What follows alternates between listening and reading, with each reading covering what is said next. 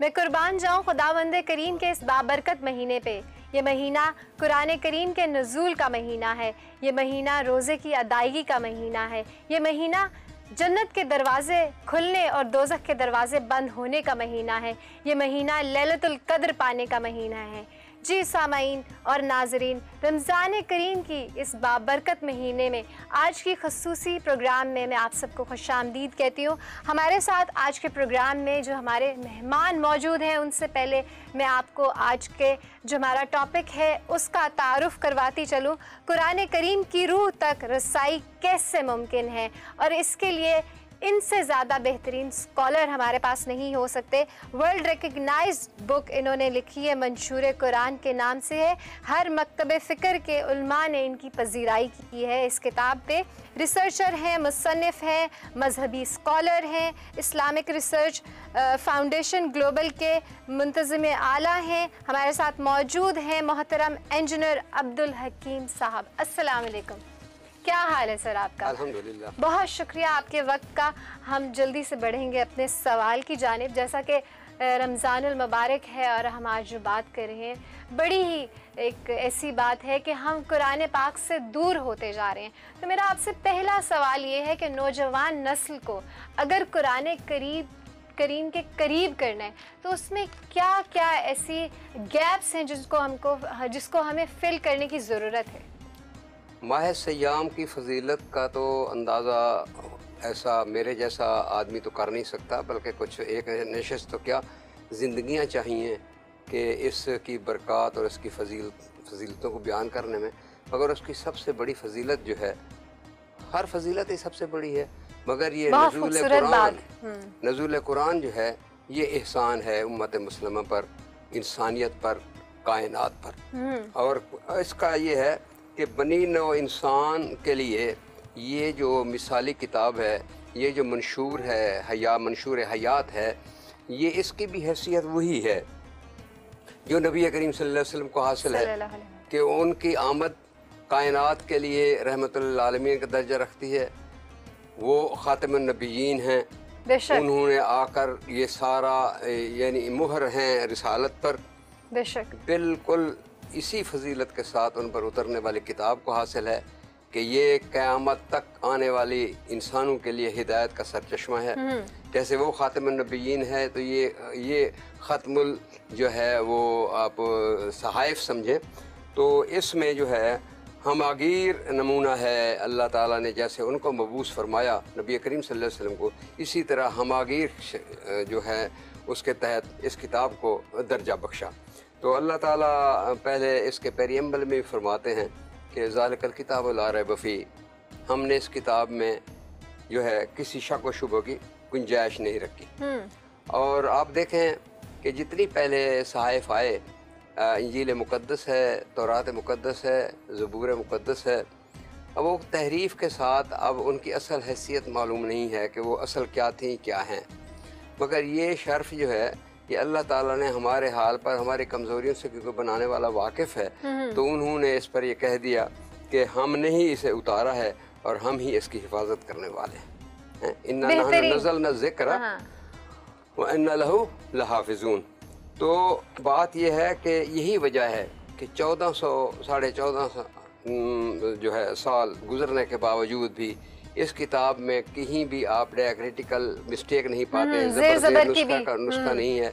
आज भी आप शुमाली कुतुब के किसी नाबीना हाफिज़ कुरान को रूस की रियासत से लें और जनूबी अमेरिका के किसी जगह से आप मुसहफ़ शरीफ उठाएं और उनकी उस नाबीना से तिलावत कराएं, तो आपको शुमाली कुतुब के हाफिज़ की तिलावत से जनूबी कुतुब की मौजूद कुरान करीम में कोई फ़र्क नज़र नहीं आएगा। और ये इसकी महफूजियत का ये अंदाज़ा है। इसलिए और फिर इसको उसका निज़ाम जो है अल्लाह ताला ने यूँ बनाया कि कंप्यूटर लाइक डिस्केट की तरह हुफ़ाज़ कराम का निज़ाम जो है वो अल्लाह ताला ने हमें अता फ़रमाया कि जैसे अब एक हाफिज़ कुरान है, अब 30 सिपारे हैं, 114 सूरतें हैं, 6336 आयात हैं। तो आप देखें कि जो ही आप उसको कहते हैं कि सूरत रहमान सुनाओ, तो कंप्यूटर लाइट डिस्क हेड जो है फौरी तौर पर हरकत में आता है, रीड करता है और फौरी तौर पर वो अटरेंस देता है कि जनाब ये जो है ना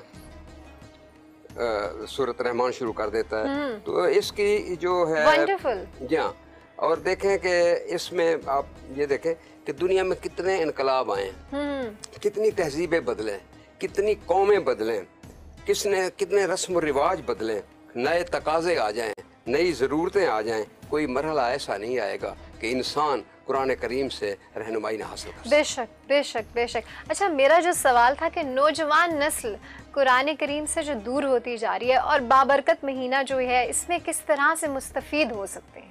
बहुत खूबसूरत सवाल है।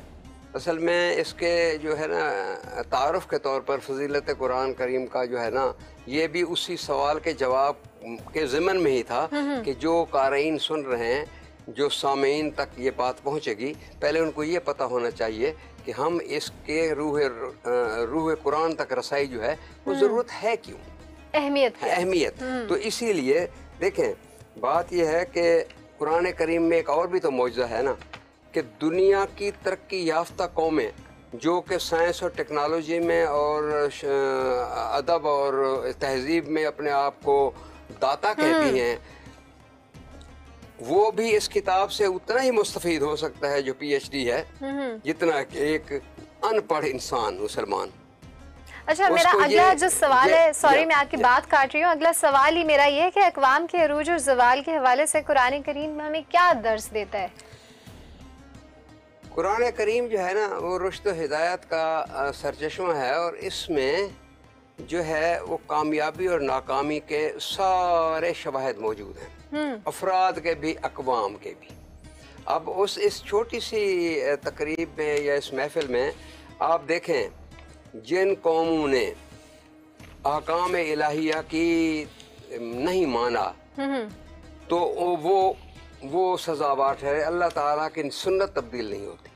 अल्लाह ताला ने कभी किसी को यूं माफ़ नहीं किया। वो हज़रत नूह का बेटा था, वो अपने वालिद का नाफरमान था, तो जब उसने बाप ने कहा अरकब मानी या बुनैया, तो उसने कहा कि आज मैं उस पहाड़ पर चढ़ जाऊंगा, तो उन्होंने कहा आज अल्लाह के अजाब से तुम्हें ये है तुम बच नहीं सकते और लहरें आएंगी, और गर्काब हो गया। लूत अलैहिस्सलाम की बीवी है, तो जब वो अपने खावंद के राजों को बाहर लोगों तक पहुंचाती है जो कि उसको सीक्रेसी मेंटेन करनी चाहिए चादर चार दीवारी की, तो शी फेल्ड। तो अल्लाह ताला ने तमाम कौम को जो है ना वो जो हज़रत लूत अलैहिस्सलाम है उनको भेज दिया, मगर उन्होंने कहा कि तुम्हारी बीवी गाबरीन में होगी। अल्लाह ताला, ये आयत का तर्जुमा बता रहा हूँ, अल्लाह ताला दो औरतों की मिसाल बयान फरमाता है। एक फिरौन की बीवी आसिया, जिसने ये अल्लाह से दुआ की कि अल्लाह मुझे तो जहन्नम के अजाब से बचा ले और मेरा जन्नत में घर बना, वो फिरौन की बीवी है।